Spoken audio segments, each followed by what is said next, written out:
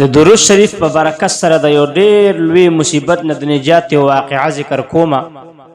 امام غزالی رحمه الله په خپل کتاب احیاء العلوم کې یو واقعه را نقل کړې ده، ډېره عجیبه واقعه ده چې سفیان ثوری رحمه الله وی زه یو ځل حج له لاړم، نو هلته مې یو سړي ولیده چې په هر ځای کې به قدم کې خودو درود شریف به وي، قدم به کې خودو درود شریف به وي. په حرم شریف کې طواف، منا، عرفات، یعنی هر ځای کې چې قدم اوچته او اږدې نو درود شریف وایي. آخر ما د هغه کس نه پوښتنه وکړه، تپوس مې ته وکړه چې ای د الله بنده، دلته خو د هر مقام ځان نه ځانه دعاګانې شته، نوافل دي، مګر ته په هر ځای کې چې یې نو درود شریف وي، هر ځای کې چې یې درود شریف وي، دا ولې؟ بیا هغه راته خپله یو واقعه بیان کړه چې زه د خپل پلار سره د خراسان نه حج ته را روانو، نو چې کله کوفې ته راورسېدو نو زما پلار بیمار شو او بیماري ورځ په ورځ زیاتېده، وی تر دې پورې چې هغه وفات شو. خو د وفات کېدو نه وروستو د هغه مخ تک تور شو، خېټه یې وپړسېده او په ډېر بد حالت باندې شو. ما چې دا حالت ولیدل ډېر سخت خفه شوم، په ژړا شوم او انا لله و انا الیه راجعون مې ووي او د خپل پلار په مخ باندې مې کپړه واچوله.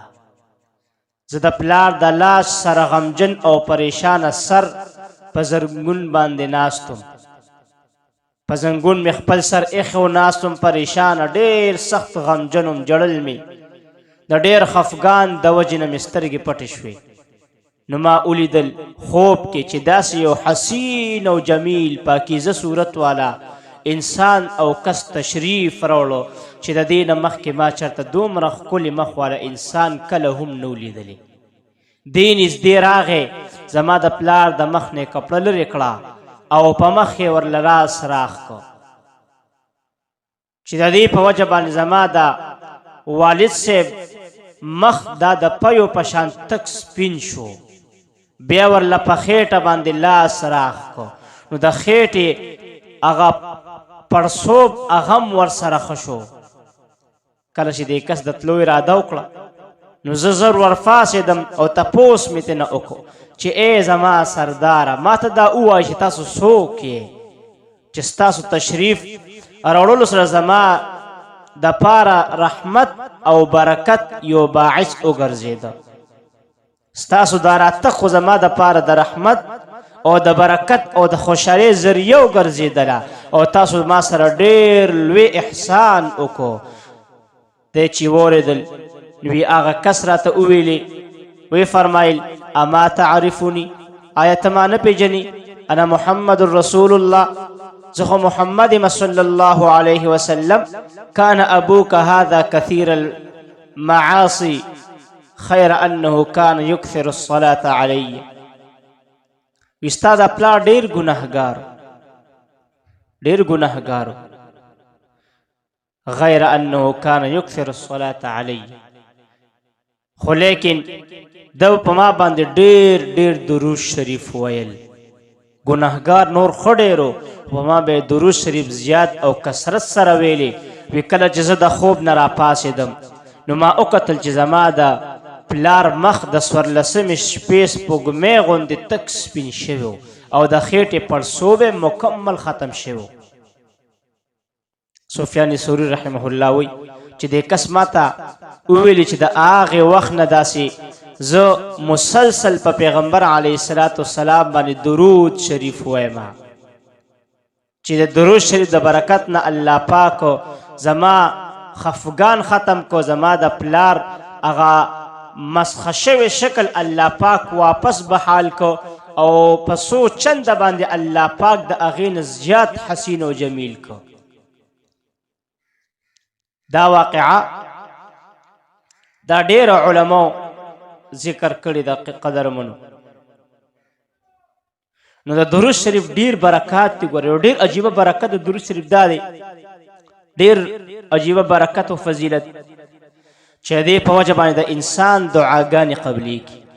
کم انسان چې وایي زما دعا نه قبلیږي، هغه د مخکې درود شریف وایي د دعا نه، بیا د الله نه دعا غواړي حضرت فضال ابن عبید رضی اللہ عنہ دا یو صحابی رسول لی دی فرمای یو زل رسول الله مبارک تشریف فرمو او یو سړی راغی او منځ یې وکړو. کله چې د مانځه نه فارغ شو دعا یې شروع کړه اللهم اغفر لي وارحمني، یا الله مو بخو زما او ما باندې رحم وکړي، مو بخو په ما باندې رحم وکړي. نبی کریم صلی الله علیه وسلم تو فرمایل وی اے منځ گزاره تا ډېر جلدبازي وکړه، ډېره تیزي دې وکړه. کله چې ته منځ وکړې نو کښېنه د الله حمد و ثنا بیان کا، په ما باندې درود شریف ووایه، بیا دعا وغواړه. ډېره جلدبازي دې وکړه. د حدیث راوي فرمای بیا یو بل قسم راغی، هغه منځ وکړو، د الله تعالی حمد و ثنا بیان کړ د منځ نه بعد، او بیا په پیغمبر علیه الصلاۃ والسلام باندې درود ولستو. نو نبی علیه الصلاۃ والسلام ته فرمایي ایها المصلی ادعو تجب، اے منځ گزارا ته دعا کوه، ستا دعا به رب ذوالجلال قبلی. دعا غواړه، ولې مخکې درود شریف وویلو دعا غواړي، الله پاک د دعا قبلی. عبدالله ابن مسعود رضی اللہ عنہ فرمائی یو ځل ما منځ کو، نبی کریم صلی الله علیه وسلم تشریف فرماو، حضرت ابوبکر صدیق، حضرت عمر فاروق رضی الله عنهما هم ورسره تشریف فرمو. د مانځه نه پس چې زه کېناستم د الله ثنا مې شروع کړه، بیا مې به پیغمبر علیه الصلاۃ والسلام باندې درود وویل. د هغې نه پس مې خپل دینی او دنیوي مقاصدو دپاره خپل ځان دپاره دعا وغوښتله. دې لیدو سره رسول الله مبارک راته وفرمایل سل تعطه، سل تعطه، سوال کوه تا ته به درکولی شي، سوال کوه تا ته به درکولی شي. یعنې دعا غواړه دا به ضرور قبلیږي، ضرور. شیخ ابو سلیمان رحمه الله هغې نه نقل دی چې کله تاسو د الله نه دعا غواړئ نو په اول او اخر کې درود شریف وایئ، د دعا په اول او اخر کې درود شریف وایئ او په منځ کې خپل حاجت غواړئ، ځکه الله تبارک وتعالی خو دواړه درود شریف قبلی. نو د هغه د فضل کرم او احسان نه دا ډېر لرې خبره ده چې هغه مخکې او وروستو درود شریف قبول کړي او د ستا منځ کې دعا قبوله نه کړي. نو چې درود شریف قبول کړي د ستا دعا به الله پاک خامخا قبلوي. دې وجې نه د دعا نه مخکې وروستو دا درود شریف ویل پکار دې دپاره چې الله پاک زموږ دا دعا قبوله کړي. او یو حدیث مبارک کې راځي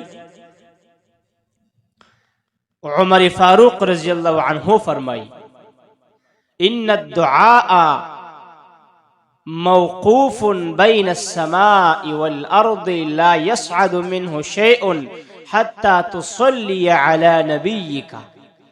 بشکا دعا د اسمان او د ځمکې په منځ کې موقوفی، معلقی، ځوړندی، دا پورته د قبلېدو دپاره نه خیږي تر څو چې تاسو په نبی کریم صلی الله علیه وسلم باندې درود ونه وایئ.